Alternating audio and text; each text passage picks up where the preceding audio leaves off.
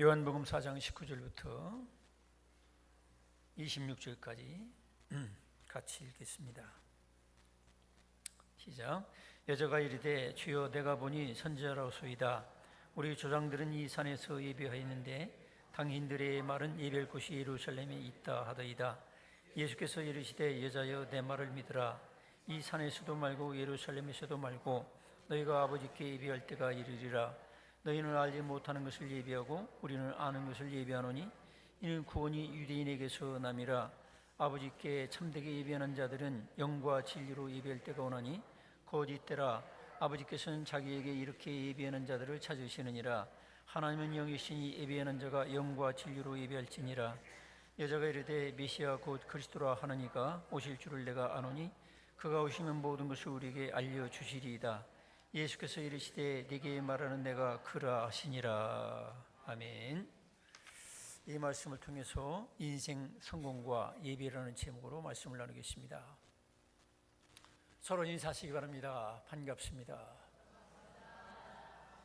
예배에 성공합시다.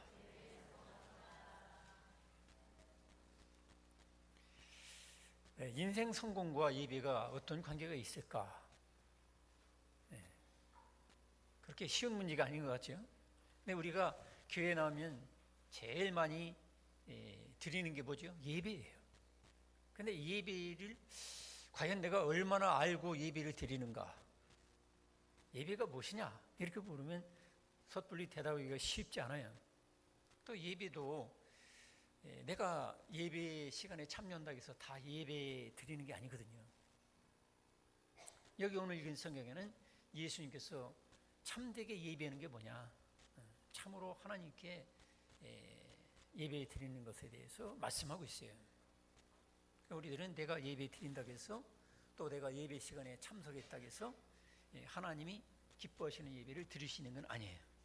그래서 예배도 우리 예수께서 가르쳐 주신 대로 예배를 드려야 됩니다. 예배가 중요한 것은 인생의 성패와 인간의 모든 것이 참된 예배로 하나님을 만나느냐 만나지 못하느냐 여기에 달려 있는 거예요. 하나님을 알고 하나님을 바로 예배하는 것 자체가 어떤 면에서 인간의 성공이고 승리요 영광이라고 볼 수 있어요.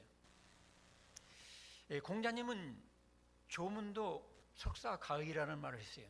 이게 무슨 말이냐면 아침에 도를 들이면 저녁에 죽어도 좋다, 이런 말을 했습니다. 참된 인생의 이치를 깨달으면 죽어도 여한이 없다, 이런 말이죠. 그처럼 참된 예배로 하나님의 진리를 깨닫고 영원한 생명을 얻는 진리를 깨닫고 하나님을 만나기만 한다면 우리 인생은 그 자체로 벌써 인생의 성공이고 영원한 승리자가 되는 거예요. 근데 우리가 예배를 드려도 영원한 진리를 깨닫지 못하고 또 인간의 참된 구원자 되시는 예수님을 진실로 만나지 못한다면 그런 예배는 1000번 만번 드려도 아무 의미가 없다는 거예요.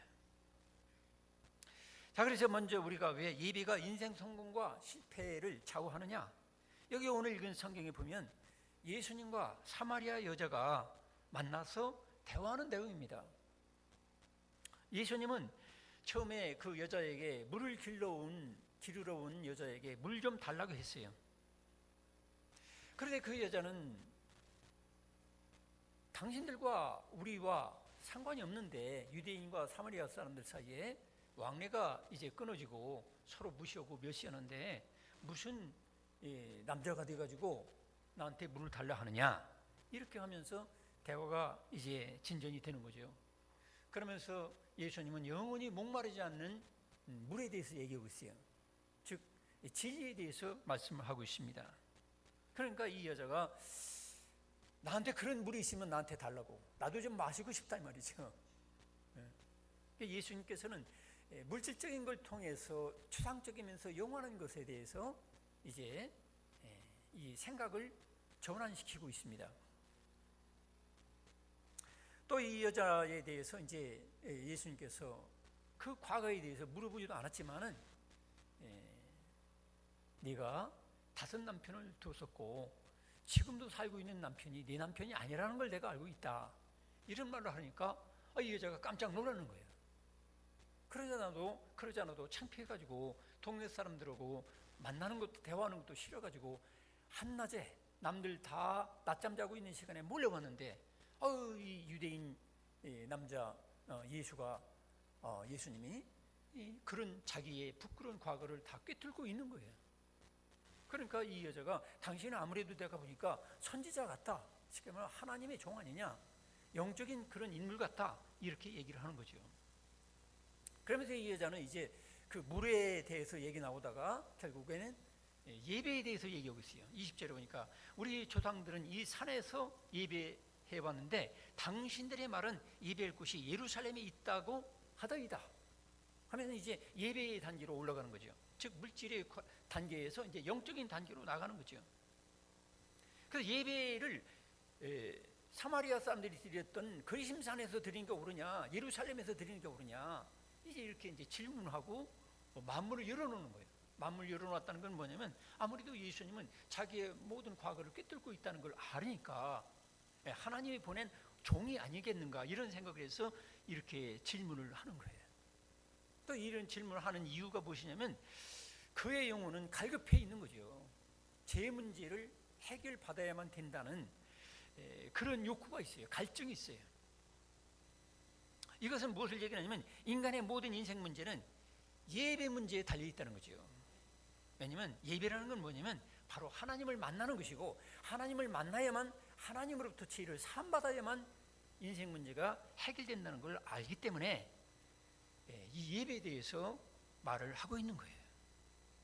그래서 교회는 교육도 해야 되고 선교도 해야 되고 전도도 해야 되고 봉사도 해야 되고 구제도 해야 되겠지만 사회사업도 해야 되겠지만 하나님 만나는 예배가 없는 것은 다 껍데기예요. 어떤 면에서 아무것도 아닌 거예요. 그건 왜냐하면 하나님 모르는 사람도 구제하고 자기들 종교 전도하고 뭐 하는 거 다 하잖아요. 그래서 당시 유대인들도 그들은 다 했어요. 구제도 했고 금식기도도 했고 모든 걸 종교적인 어떤 이런 예배라든지 그런 거 다 드렸어요. 문제는 무엇이냐? 유대인들에게는 하나님을 바라보는 하나님께 대한 마음이 없어요. 하나님을 사랑하고 진실로 경외하고 믿고 의뢰하는 그런 것이 전혀 없어요. 구제를 하더라도 사람에게 보이기 위한 것, 자기가 교회를 나와도 자기가 과시하기 위한 것, 이런 것들로 가득했기 때문에 어떤 면에서 그들은 진정한 예배를 드리지 못하고 있는 거예요. 또 사마리아 사람들은 진리 되시는 예수를 그들은 모르기 때문에 그들은 종교적인 열정은 있다 할지라도 그들에게는 참 예배를 드리지 못하고 있는 거예요. 참 예배를 드리지 못하는 인간들에게 우리 예수님은 참된 예배가 뭐냐? 하나님을 만나는, 하나님을 섬기는, 하나님께 찬양과 영광을 돌리는 진정한 예배가 뭐냐? 이거에 대해서 말씀하고 있어요. 예수님은 그러면 어떻게 하나님을 만나는 성공적인 예배를 드리라고 말씀하십니까? 먼저 첫째로는 예배 장소가 문제가 아니라는 거예요. 이 여인은 거리심산이냐 예루살렘이냐, 즉 사마리아 지역에 있는 거리심산에서 예배 드리는 게 옳으냐, 예루살렘에 그 성전에 찾아가서 예배를 드리는 게 옳으냐, 이런 식으로 물어봤어요. 그럴 때 예수님은 영과 진리에 대한 예배를 얘기하고 있어요. 영과 진리로 예배를 드려라. 예배라는 것은 하나님은 영이시기 때문에 서울 가서 예배 드린다고 해서 더 대단한 것도 아니고, 제주도 가서 예배 드린다고 해서 더 대단한 것도 아니고, 부산에 와서 예배를 드려야 된다는 것도 아니다. 그런 장소 문제, 건물 문제 이런 거 아무것도 아니다 이 말이죠. 그래서 우리들이 뭐 저 산꼭대기 가서 예배를 드려야 은혜가 있고 여기서 예배 드리면 뭐 은혜가 덜하고 그런 게 아니라는 거죠. 예배의 본질은 무엇이냐면 영과 진리로 드려야 된다. 영은, 하나님은 영이시기 때문에 시 공간을 초월하는, 눈에 보이지 않는 이 세상 모든 존재를 초월하는 분이다 이 말이죠. 그분께 대한 마음과 생각이 있어야지, 그분께 대한 믿음이 있어야지.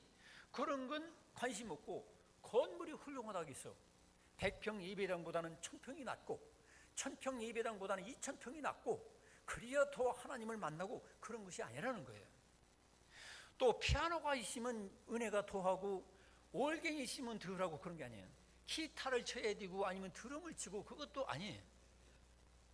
사람 숫자가 2명 모인다고 해서 그거 예배가 아니고 200명 모인다고 해서 그게 진정한 예배고 2000명 모인다고 해서 그게 진정한 예배고 그게 아니라는 거예요.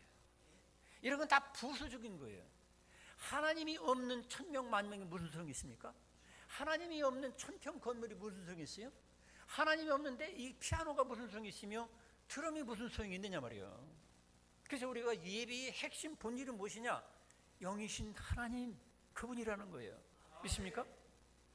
항상 우리들은 예배 생활하고 신앙 생활할 때 항상 조심해야 돼요. 과연 예배의 본질, 핵심, 빠져서는 안 되는 절대적인 요소가 뭐냐?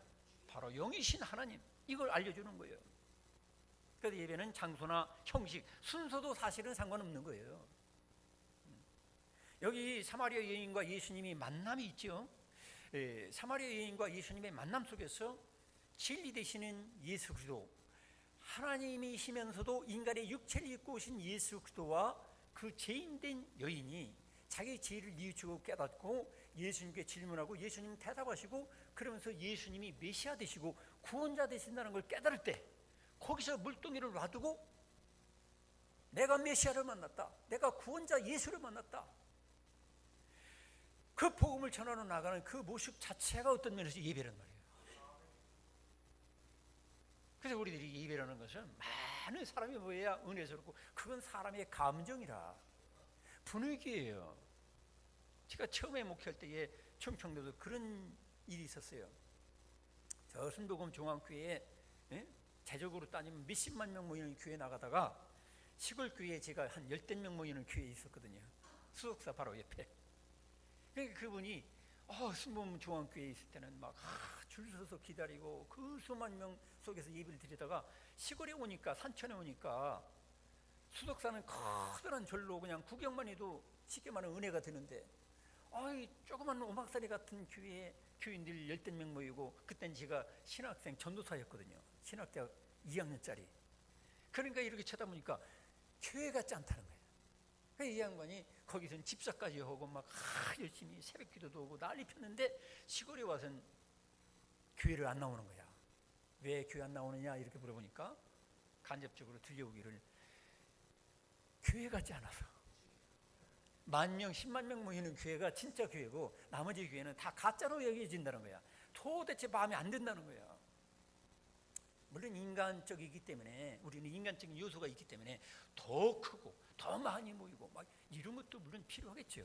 그 영향을 아예 간과할 수는 없겠지만은, 그러나 그것은 영적인 예배자가 아직 못 되기 때문에 그런 거예요.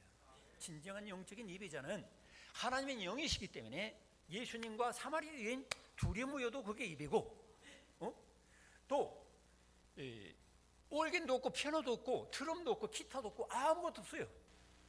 근데 거기에 진정으로 예수 그리스도께서 내가 볼 때 선지자로서이다 하면서 예수님의 은혜 앞에 굴복하면 그게 찬양이고, 할렐루야. 우리가 막 곡조 있는 찬양을 막 멋지게 뽑는다 해서 그게 찬양이 아니에요. 그건 세상 노래하고 똑같은 거예요. 그 속에 진정으로 예수님이 나의 구원자 되신다는 감격과 감사, 은혜가 없으면 우리 아무리 찬양 내가 열심히 잘해도 아무 소용없는 거예요. 생명이 없는 거예요. 그래서 우리들이 진정한 예배는 장소나 형식, 어떤 물질적인 어떤 환경, 악기, 순서, 뭐 찬송을 몇 장 불러야 되고 뭐가 들어가야 되고 이게 문제가 아니라는 거예요. 할렐루야. 그래서 우리들이 예배를 올바로 인식해야 돼요. 그 다음에 우리들은 몸은 왔지만, 인간적인 입장에서 생각하면 몸은 왔지만, 육체 덩어리는 왔지만 마음은 딴 데가 있는 분들이 있잖아요.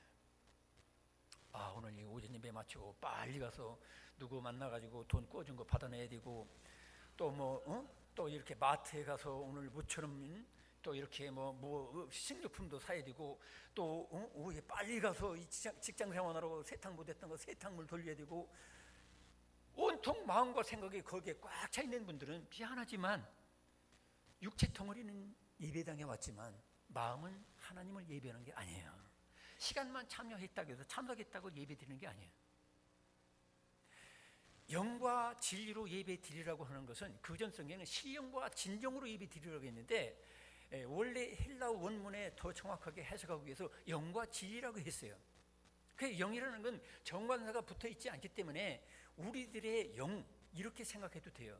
우리의 영과 혼과 마음, 생각, 모든 내적인 것, 눈에 보이지 않는 모든 걸 다 동원해서 하나님께 예배를 드리라는 거예요.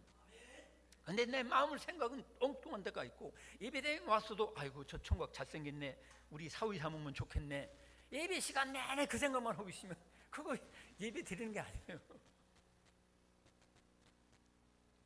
오늘 점심에 또 떡이 나온다는데 그게 무슨 떡일까? 찹쌀떡일까? 시루떡일까? 거기에 꽉 그 생각에 가득하면 그게 예배 드리는 게 아니에요. 그래서 하나님께서는 정말로 예배 드리는 자를 찾고 계신 거예요. 우리가 여기 한 120, 30명 예배를 드려도요, 하나님께 정말로 예배 드리는 분은 아마 10명도 안 될 수도 있다는 거예요. 우리가 평생 수백 번, 수천 번 예배 드렸어도 하나님의 기뻐하는 예배를 한 번도 드린 적이 없는 분도 있을지 몰라. 이걸 우리가 알아야 돼요. 네? 목사는 막 교인들이 와가지고 막 예배 드리고 헌금이나 하고 가면 그냥 끝나는 것으로 여러분, 그런 목사들도 있겠죠. 그러면 안 돼요. 진짜로 참된 예배를 드리기를 축원합니다. 그래서 우리 인간의 마음과 생각, 내 영은 하나님께서 지으신 하나님의 형상대로 지음받았기 때문에 영원한 존재예요. 천국에 가든지 지옥에 가든지 둘 중에 한 가지예요. 그 내 영을 하나님께 드려야 되는 거예요.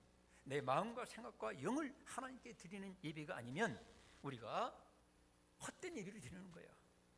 예수님 당시에 서기관 바리새인들 11조도 오고 봉사도 오고 구제임금도 오고 할 것 다 있어. 선행도 오고 종교적인 엄격한 율법도 있고 그런 재물도 있었고, 그렇지만 정말로 하나님을 사랑하는 마음이 없고 또 메시아로 오신 그리스도 진리 되신 예수님에 대해서 그들은 관심도 없기 때문에 그들은 주님으로부터 해칠한 무덤이라, 독사의 자식이라는 이런 엄한 책망과 심판을 받았던 거예요. 오늘날도 마찬가지예요. 정말로 내가 내 영을 다해서 진리 되신 예수 그리스도 그분을 여러분 예배하시기 바랍니다. 그분을 의식해야 돼요. 자, 그렇다면 우리 마음과 영이라는 것은 그대로 또 자연적인 그 마음과 영이 아니에요. 자연적인 우리 마음과 영은 이미 타락하고 오염돼 가지고 세상으로 물들어져 있습니다. 그 자체로서 하나님을 만날 수가 없어요. 그래서 성령께서 오셔서 예수를 나의 구원자로 믿게 하시는 그 역사심, 성령 하나님, 내 눈에 보이지 않지만 성령 하나님께서 이 시간에 여기 오셔서 전하는 말씀을 하나님 말씀으로 내가 깨달아지는 그런 역사를 사모하는 마음을 준비하고 예배를 드릴 때에 그게 진정으로 영과 진리로 예배를 드리는 겁니다. 전혀 성령의 역사하심을 관심도 없고 그냥 인간의 목소리만 듣다 끝난다면 그런 자연적인 하나님과 상관없는, 성령과 상관없는 성령의 인도와 감화와 감동과 교훈과 생각나게 하는 것이 전혀 없는 그런 마음과 생각 가지고서는 영으로서 하나님을 예배하시고 없는 거예요. 그러니까 여러분들이 성령께서 역사하셔야 정말로 예수님이 나의 구원자라는 걸 믿어지게 되고 또 예수님 하신 말씀을 내가 깨닫게 되고 생각나게 되는 걸 믿으시기 바랍니다. 그 성령 떠난 예배는 그 죽은 예배예요. 지금 우리 눈에 보이지 않지만 하나님은 전능하신 성령으로 오셔서 예수께서 말씀하셨잖아요. 내가 너희와 영원히 함께 있도록 보혜사 믿게 하시고 깨닫게 하시고 천국까지 인도하시고 가르치시고 교사 노릇하시고 인도자 노릇하시는 또 다른 하나님 보혜사 성령을 보내주시겠다고 하신 거예요. 그 성령을 여러분 사모하시기 바랍니다. 그래서 그 성령의 감동과 그분의 영적인 그런 깨달음을 우리가 통해 가지고 진정한 예배를 드릴 수가 있는 거예요. 그러므로 예수 그리스도를 나의 구원자로 믿고 하나님 자녀로 거듭난 하나님의 자녀된 영혼이 영과 진리로 예배 드릴 수가 있는 거예요. 내가 예수님을 정말로 영접해서 내가 하나님 그분의 아들이 되고 딸이 된 확신을 가지고 있는 사람이 예배를 예배답게 드릴 수가 있는 거예요. 마귀 자식들은 예배를 드릴 수가 없어요. 마귀 자식들은 구경꾼으로 와서 앉아 있는 거예요. 여러분, 마귀의 자녀에서 과거에 사탄의 노예요, 죄의 노예였던 우리들이 예수님을 나의 구원자로 영접함으로 그분의 십자가의 죽으심으로 우리는 하나님의 아들과 딸로 거듭난 것을 믿으시길 축원합니다. 그래서 하나님의 아들과 딸이 된 확신 가지고 아버지께 나오는 거예요. 아버지께. 네? 여러분, 여기 황사랑이가 저 울산 1시간 반 걸리는 울산서부터 여기까지 왜 나와요? 첫째는 하나님을 만나러 나오지만 두 번째는 아버지를 만나러 오는 거예요. 그러니까 이제 또 여기 또 어떤 분은 아닙니다, 어머니를 만나러 옵니다 이렇게 좀 그렇지만 그 말이에요. 그게 뭐냐면 첫째로 하나님을 만나러 오지만 두 번째로는 내 아버지 어머니를 만나러 오는 것처럼 우리는 예배 시간마다 내 영원한 아버지, 천지를 창조하시고 나를 위해서 죽기까지 살아가신 우리 주 예수님을 보내신 하나님 아버지를 내 아빠로, 내 친아버지로 믿고 나오는 사람이 영과 진리로 예배 드리는 것이라고 여러분 믿으시기 바랍니다. 그래서 하나님이 내 아버지란 말이에요. 얼마나 놀라운 일입니까? 그래서 예수님은 이런 말씀을 하고 있어요. 나는 길이요 진리요 생명이니 나로 말미암지 않고는 아무도 아버지께로 올 자가 없느니라. 요한복음 14장 6절. 우리 교회 입구에다가 그 돌비에다가 그 새겨놨죠. 그래서 바로 내가 내 자연적인 영성과 자연적인 어떤 수도를 통해 가지고 하나님 수준으로 올라가 가지고 예배 드리는 게 아니라 예수님을 통해 가지고 예수님의 제사함과 그분의 은혜와 그분의 죽으심과 그분의 부활하심과 그분께서 보내주신 하나님의 성령을 의지해서 그 성령을 내가 받아서 하나님의 성전이 되고 또 예수 그리스도의 참 제자가 돼가지고 그분을 통해서만, 예수님을 통해서만 하나님 아버지를 예배하고 하나님 아버지께로 나갈 수가 있다는 사실을 믿으시기 바랍니다. 그래서 우리가 영과 진리로 예배 드린다는 건 바로 그런 거예요. 예수님을 통해 가지고 하나님 아버지께로 나갈 수 있다는 것. 내 스스로는 죄인됨에 불구하고 마귀한테 공격당해서 쓰러질 수밖에 없는데 예수님을 통해 가지고 나 죄사함 받고 하나님 아들과 딸이 돼 가지고 예배드리는 저와 여러분 되기를 바랍니다. 그리고 예수님은 태초부터 예수님은 영이신 하나님과 함께 계셨어요. 그 하나님이 말씀을 입고 이 세상에 오셔서 육체를 입고 이 세상에 오셔서 도성인신하셔서 성육신하셔서 우리와 함께 계시고 우리의 하나님과의 막혀진 모든 관계를 해결해 주시고 하나님께로 직접 아버지로 믿고 나가게 하신 것을 믿으시기 바랍니다. 그래서 영과 진리로 드리는 예배라는 건 이와 같은 거예요.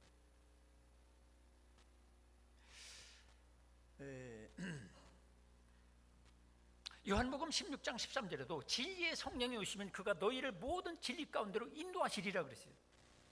진리의 성령이 오셔서 우리를 모든 진리 가운데로 이끌어 인도하시겠다는 거예요. 내 스스로 가는 게 아니에요. 여러분, 성령께서 여러분을 여기로 인도하시고 성령께서 여러분이 예수님이 나의 모든 죄를 사해 주시는 나의 구원자라는 것을 믿게 하셨다는 사실을 믿으시기 바랍니다. 이게 중요한 거예요. 인간이 언제 내가 좀 착각해가지고 하도 아내가 후려가지고 이 친구가 하도 사정해가지고 잠깐 그렇게 믿어진 거 아니겠나? 이렇게 생각하지 마세요. 성령 하나님께서 예수님이 나의 죄를 해결해 주시기 위해서 십자가에 죽으셨고 거기 부활하심으로 내가 이제 주 예수 안에서 나도 새 생명 갖고 영생을 소유하게 되고 천국 갈 사람이 되었구나. 할렐루야. 이렇게 역사하시는 성령께서 믿어지게 하셨다는 사실을 믿고 예배를 드려야 돼요. 그럴 때에 여기 보면 예수 그리스도와 사마리아 여인, 이걸 통해서 우리가 깨달을 수 있는 것은 바로 그겁니다. 예배가 그런 거구나. 예수님과 1대1로 만나는 거구나. 할렐루야. 여러분, 하나님과 여러분 지금 여러분들은 하나님과 1대1로 만나는 시간이 되어야 돼요. 예배는 보러 가는 게 아니에요. 그 전에 우리는 뭐라고 했습니까? 주로 많이 이런 성경적인 믿음이 없을 때는 어디가? 예배 보러 가. 예배는 보러 가는 게 아니에요. 그건 구경꾼이야. 예배를 드리러 가는 거예요. 믿습니까? 예배를 드리러 간다는 건 뭡니까? 바로 내 몸과 마음과 영혼과 이 모든 걸 다 내가 지금적으로도 천국 가니까 하나님 아버지께서 부르시니까 하나님께서 나를 위해서 해주신 놀라운 그 크신 은혜와 사랑에 감사해서 내 몸과 마음을 하나님을 만나러 갑니다. 하나님께 내 모든 것을 다 제쳐두고 하나님께 내 전부 전 존재를 다 하나님께 드립니다. 받아주세요. 그럴 때 하나님께서 어루만져 주시고 고쳐주시고 힘있게 하시고 지혜롭게 하시고 믿음으로 충만케 하시고 성령으로 충만케 하시고 진리를 깨닫게 해주시는 거예요. 하나님의 자녀답게 날마다 지어주시는 거예요. 만들어 가시는 거예요. 점점 하나님의 성품으로 하나님의 아들과 딸답게 살 수 있도록 자꾸 권면해 주시고 깨닫게 해주시고 새로운 피조물이 되게 하시는 거예요. 날마다 주 예수 안에서 새로운 피조물이 되어가는 것을 믿으시기 바랍니다. 자, 그래서 이런 영적 예배를 통해서 우리들은 하나님께 나가야 되는데, 그러면 이런 영적 예배, 영과 진리로 드리는 예배를 위해서 우리가 준비해야 될 실천사항이 뭐냐? 그러면 이런 정말로 영과 진리로 드리려면 내가 뭘 해야 되느냐 말이죠. 하나님께서 하신 일도 있지만 내가 해야 될 부분도 있다는 거예요. 첫째로는 우리가 이런 영과 진리로 드리는 성공적 예배를 드리려고 한다면 한 주간 동안 하나님 말씀에 순종해서 사는 것이 필요한 거예요. 그 예로서 예수님 뭐라고 했습니까? 너희들이 혹시 형제나 자매나 이웃지간에 서로 혐의가 있거든, 서로가 다투고 마음 상할 일이 있으면 먼저 그것부터 해결하고 와서 예물을 드려라. 예물을 드리라 하는 게 뭐냐면 바로 예배를 드리라, 이런 뜻이거든요. 그렇기 때문에 우리들은 일주일 동안 내 마음대로 살고 내 감정대로 살고 그냥 막 누가 상처받든 뭐든 막 요구하고 막 고통치고 마음대로 하다가 예배 시간 딱 되니까 그냥 정색을 하고 막 안색을 바꿔가지고 거룩하게 갑자기, 이런 예배는 하나님이 안 받으신다는 거예요. 하나님이 오실 때 얼마나 웃기겠어요.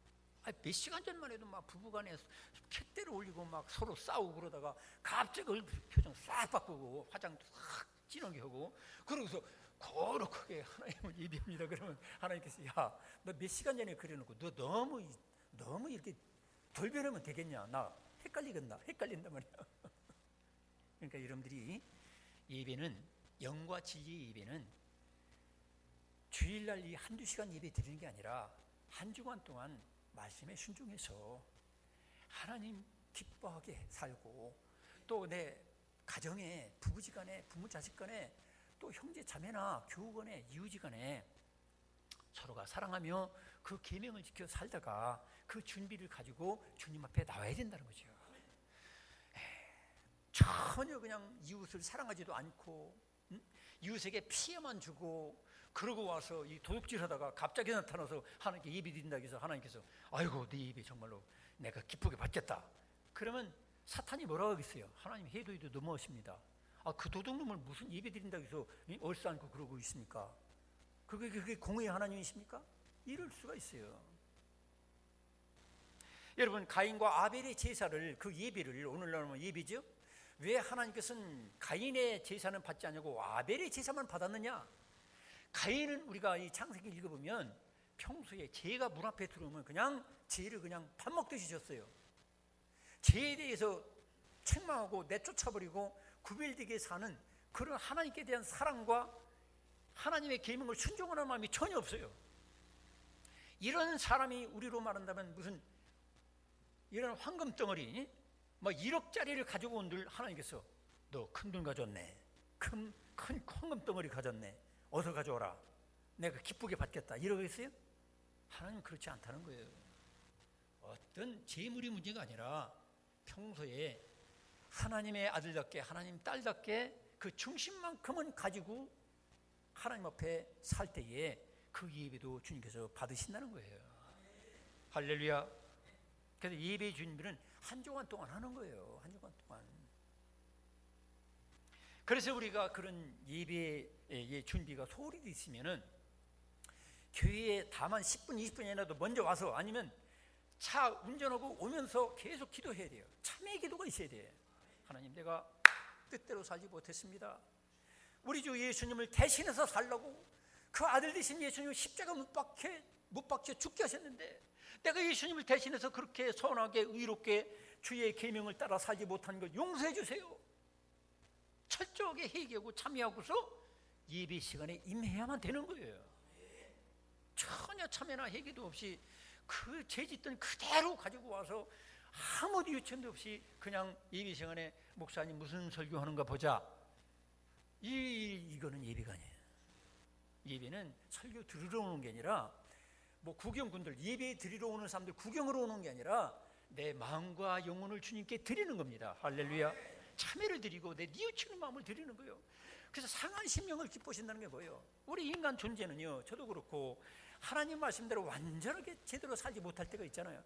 이 모든 참여하는 마음과 가슴 아픈 거, 뉘우치는 마음을 가지고 주님 앞에 나와서 털어놓고, 아버지 죄송합니다, 제가 뜻대로 살지 못한 부분들 내놓습니다, 용서해 주세요.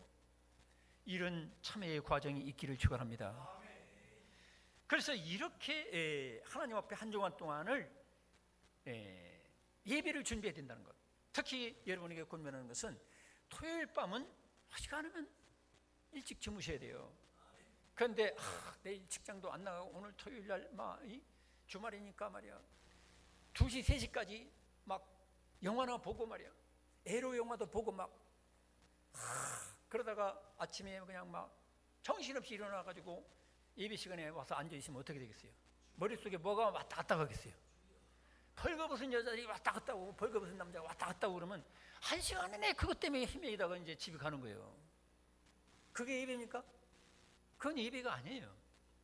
그 여러분들이 물론 이제 뭐 이렇게 뭐 당직해야 되고 뭐 여러 가지 문제가 있겠지만 가능한 대로 토요일은 일찍 주무시려고 노력하시고, 예배 시간에 나올 때는 최상의 컨디션, 졸립지도 아니하고 막 얼굴이 웃음이 활짝 피고 그런 멋지고 아름답고 아주 쌩쌩한 그런 마음과 정신을 준비해 가지고 주님 앞에 예배 드리기를 축원합니다. 근데 어떤 사람들은 그렇지 않아요. 밤 2시, 3시, 4시까지 막 할 일 다 하고 예배 시간은 잠자는 시간, 그냥 부담 없는 시간, 부담 없는 시간이래. 그건 예배 드리는 거 아니에요.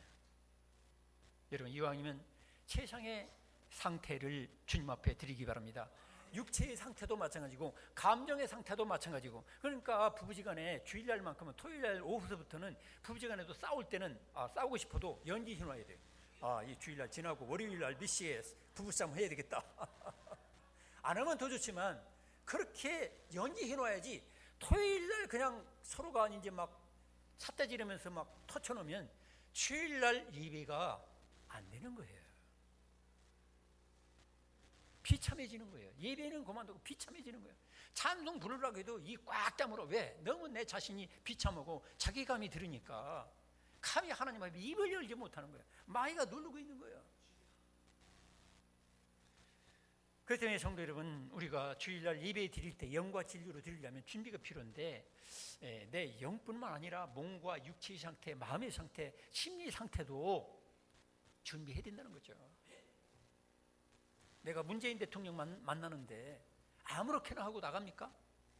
옷 중에서 제일 깨끗하고 좀 값진 거, 제대로 된 걸 입으려고 노력할 것이고, 그죠? 처음에는 되게. 그 다음에 세수도 딴 때는 2번 씩씩 물 끼얹었지만은 대통령을 만나러 가면은 5번, 11번 더 그냥 코딱지까지 떼고 막 이렇게 준비할 거예요. 또 화장도 더 이쁘게 하려고 그러고. 그리고 즐거운 마음으로, 황홀한 마음으로 그렇게 대통령 만날 거 아닙니까? 그 다음에 이러면 처녀총각이 여기 있다면 평생 다하고 살 지상 최고의 미인이고 최고의 멋진 사나이를 만나러 간다고 생각해 봅시다. 선을 봐. 내가 기대했던 그런 사람이란 말이야. 그 선을 보러 가는데 여러분 어떤 상태로 나가겠어요? 전날 저녁엔 목욕 재개하고 그 다음에 찍어 바르고 어쨌든 최고의 상태를 준비해가지고 아마 그 상대방을 만날 거예요. 하나님을 만나는 거, 하나님께 내가 몸과 마음을 드리는 것은 그 이상의 최고의 정성과 최고의 매너가 필요하다는 거예요. 할렐루야. 이렇게 될 때 이렇게 준비하고 오면 은혜가 쏟아져요. 그런데 그렇지 않냐고 나오는 분들은 이런 물그릇이라고 한다면 뒤집어 엎어가지고 오는 거예요. 아무리 폭포수 같은 은혜가 쏟아진다 할지라도 한 방울도 자기에게는 들어오지 않아. 그래서 누가 예배 시간에 은혜 받았다고 하면 시기 질투가 일어나. 그까짓 말 몇 마디 듣고 무슨 은혜 받았다고 그러노 하면서 그냥 속이 뒤집어지려고 그래. 왜? 자기가 은혜 못 받았으니까 남 은혜 받았다고 하니까 괜히 아주 시기 질투가 일어나는 거예요. 그래서 여러분 한 주간 동안 그리고 토요일 날 여러분이 몸과 마음 잘 준비해서 영과 진리로 드리는 예배를 드리시기 바랍니다. 그 다음에 우리가 모든 일을 멈추고 하나님께 시간을 드리는데 성공해야 돼요. 그전에도 보니까 어떤 중학생 정도가 예배 시간 다 됐는데 이런 암기책을 들고서 암기 해놓은 걸 또 외우고 또 외우고 있는 거예요. 예배 시간에도 그러고 있는 거예요. 물론 몰라서 그렇죠. 근데 예배 시간은 모든 일을 스톱시켜야 돼요. 하나님께만 집중해야 돼요. 몸과 마음을 드려야 돼요. 어떤 분들은 또 물론 성경 보느라고 그런다고 했지만 스마트폰을 쳐다보고 계속 이러고 있으면 그건 예배를 드리러 나온 것이 아니에요. 스마트폰 예배를 드리는 거예요. 스마트폰을 하나님으로 섬긴 거야. 여러분 모든 일을 멈추시기 바랍니다. 누가 귀빈이 찾아왔는데 아주 귀한 분이 찾아왔어요. 내 인생의 생사를 왔다 갔다 하게 할 수 있는 어떤 판사나 누가 왔는데 스마트폰을 계속 쳐다 오셨습니까? 예, 볼리 보세요. 할 말 있으면 하시고 이러고 있으면 뭐라고 했어요? 판사가 좋게 심은 그래도 내가 또 사형 판결을 내릴 거 내가 좀 무죄로 어떻게 좀 만들어 주려고 왔는데 네가 그따위 이러는 거 보니까 또 나 무시했지. 그래 나도 너 무시할 거야. 하나님도 하나님을 존중하는 자를 존중해 주셔요. 하나님을 사랑하는 자를 또 사랑해 주시는 거예요. 믿습니까? 그렇게 예배 시간에 엉뚱한 짓 하고 세상 돈벌이 성적 그 몇 점 더 올라갈 줄 알고 그거 올라가지고 무슨 대단한 뭐를 합격한다 할지라도 판검사가 된들 장관이 된들 그게 행복하겠느냐 말이에요. 그래서 역대하서 16장 9절에도 여호와의 눈은 온 땅을 두루 감찰하사 전심으로 자기에게 향하는 자들을 위하여 능력을 베푸시나니 그랬어요. 전심으로 하나님을 향해야 된다는 거죠. 예배 시간은 온 마음과 심과 정성과 신경을 다 집중해서 하나님을 향해야 돼. 근데 옆에 앉는 아가씨가 얼마나 더 이쁘냐, 옆에 있는 아무개 아줌마가 우리 집사람보다 얼마나 더 이쁜가 덜 이쁜가 이런 거 자꾸 따지고 앉아있고 그러면 하나님께서 다 아시거든요. 여러분 전심으로 하나님께 집중하시기 바랍니다.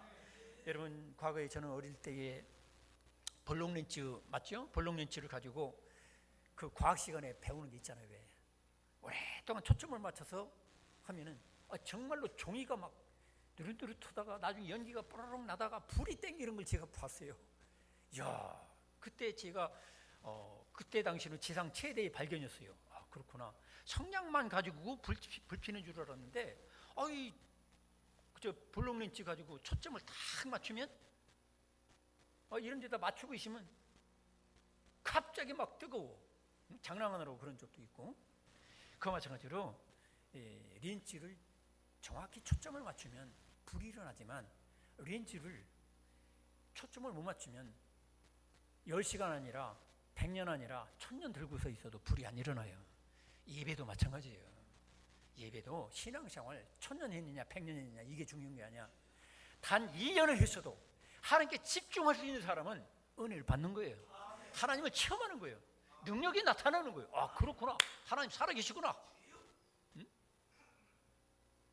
정말로 죄송스러운 얘기지만 여러분에게 제가 처음 신앙생활할 때 그랬어요. 전 집에서 성경 읽다가 예수 그리스도를 누가 전도해서가 아니라 성경 읽다가 예수만이 인류의 구원자고 나의 구원자 되시는구나 영접하고 그 뒤부터 새벽기도 거의 빠짐없이 나가면서 예수님께 집중하니까 한 5, 6개월 되니까 성령의 은사를 받게 되고 한 1년 되니까 주일학교 막 교사하고 싶어서 몸들 빨아몰라가지고 시키지도 않는데 쫓아가서 어린 영혼들에게 복음을 전하려고 앉아있었고 시키지도 않으니까 목요일날도 그때는 뭐였어요? 목요일날 제가 동화책 있습니까? 그 가난한 형편에 동화를 만들어가지고 애들에게 7, 80명 모이니까 동화도 알려주고 막 전해주고 왜? 그 중에는 모태신앙 수십 년 교회 다니는 애들도 있어요. 제 친구들. 근데 저는 집중하니까 몇 개월에 아니면 1년 내에 하나님께서 은사도 주시고 능력도 주시고 하나님 체험도 주시는 거예요. 그래서 성도 여러분들도 여러분들 중에 나는 모태신앙이라고 뭐 4대가 뭐 자랑하지 마세요. 집중하지 못하고 맨날 형식적으로 교회 나오고 마음은 딴 데 가 있고 막 설교도 그냥 건성으로 듣고 뭐 주님 앞에 마음과 힘과 전심을 다하는 것도 없이 뜨뜻미지근하게 예수를 믿으면 100년 믿어도 하나님의 능력을 한번 체험도 못하고 하나님 살아계신 것도 그 감격도 없게 되는 거예요. 성도 여러분, 집중하시길 축원합니다. 그때 당시에 영과 진리로 예배 드리지 못했던 사람들의 특징이 뭡니까? 하나님께 집중해야 되는데 사람에게 집중하는 거야. 사람들이 나를 인정해 주나? 내가 이렇게 헌금하는데 알아주는가? 우리 목사님 알아주는가? 내가 이렇게 구제하고 선한 일을 하는데 사람들이 나를 존경해 주는가? 사람에게 집중하는 거야. 이건 죽은 예배예요. 영과 진리로 드리는 게 아니야. 오직 하나님께만 집중하기를 축원합니다. 그리고 어떤 사람들은 앉아가지고 온갖 잡념에 시달리는 사람들이 있어요. 별 생각을 다 해. 여러분, 이게 마귀의 역사예요. 여러분, 오직 하나님께 마음과 생각을 사로잡아 굴복시키는 여러분 되시기 바랍니다. 그 다음에 우리는 세 번째로 찬송하는 순서, 예배 중에 어떤 순서에 대해서 제가 여러분에게 알려드리는 거예요. 영과 진리로 예배를 드리려면 그냥 막막하게 그렇게 드리는 게 아니에요. 찬송하는 시간에 어떻게 드리냐, 그 가사가 내 신앙 고백이 되고 그것이 내 노래가 되어서 하나님 그분 들으시라고 찬송을 불러야 되는 거예요. 믿습니까? 근데 그렇지 않냐고 찬양될 때 그거 괜찮게 부르네, 그래 박수, 그러는 게 아니에요. 찬양대가 찬양할 때는 그것이 바로 내 신앙 고백이고 나의 노래고 하나님께 드리는 나의 정성입니다. 할렐루야. 그래서 끝날 때 아멘 하는 거예요. 예배 시간에 찬송 부를 때도 마찬가지예요.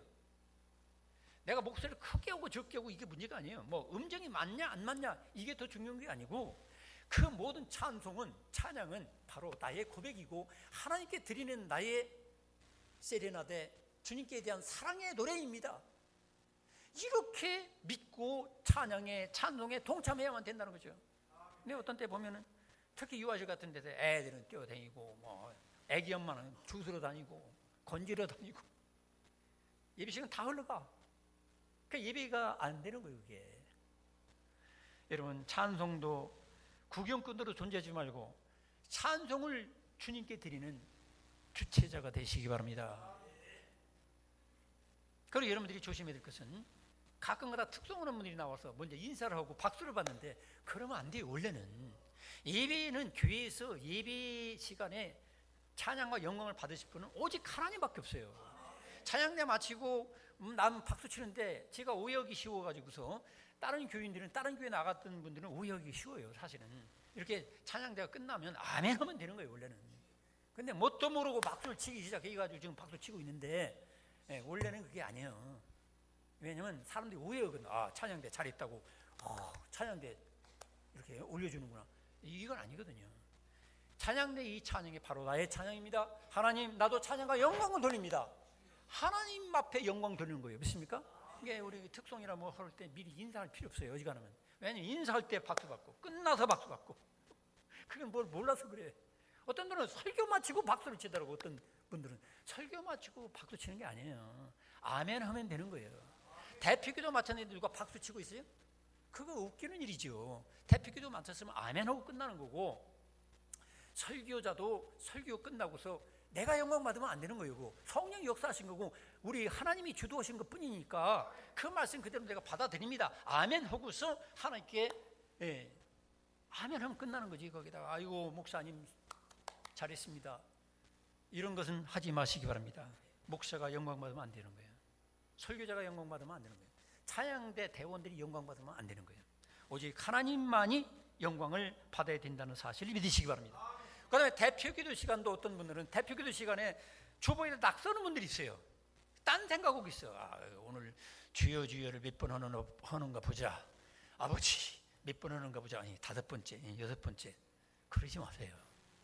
물론 그렇게 시험 들게 만드는 대표기도자도 문제지만 원래는 대표기도는 뭐냐면 우리 모든 교우들의 전체를 다 합쳐가지고 대표해서 한 마음 한 뜻 돼가지고 하나님 아버지께 기도드리는 거예요. 그런데 내가 딴짓하고 있으면 그 예배에 실패하는 거예요. 그게 영과 진리로 드리는 게 아니에요. 그래서 그 기도가 나의 기도가 됩니다 하면서 한 뜻으로 아멘 하면 되는 거예요. 설교를 드릴 때도 마찬가지죠. 설교를 드릴 때에 하나님께서는 직접 나타나셔서 여러분 한 사람 한 사람에게 말씀해야 되는데, 하나님께서는 영이신 분이기 때문에 사람을 동원해가지고 이렇게 목사라든지 어떤 사람을 시켜가지고 하나님 말씀을 전하는 거예요. 그래서 마태복음 18장 20절에도 두세 사람이 내 이름으로 모인 곳에는 나도 그들 중에 있느니라. 하나님 우리들 가운데 여기 있다는 거예요. 2명 3명 모여도 여기 계시다는 거예요.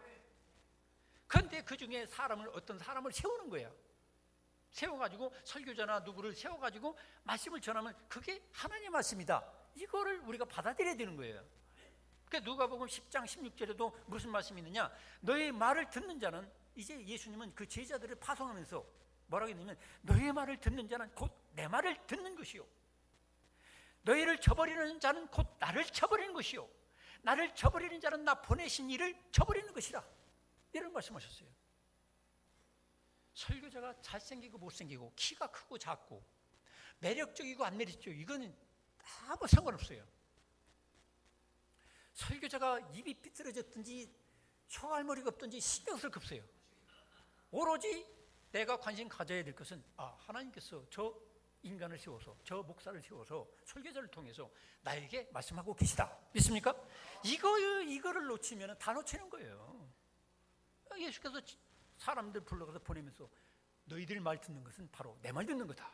내 말 듣는 자는 하나님 아버지 말을 듣는 것이다. 믿습니까? 이런 믿음과 이 시인이 없는 예배는 죽은 예배고 아무 의미가 없어요.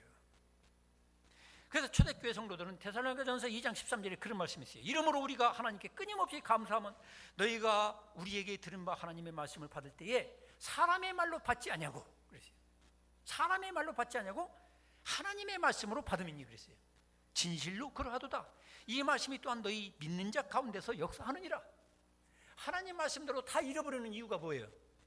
그 중에 제일 핵심적인 게 뭐냐면 사람 말로 들으는 거예요. 목사님 내가 지난주에 고기 좀 사줬더니 설교가 심청에 나오네.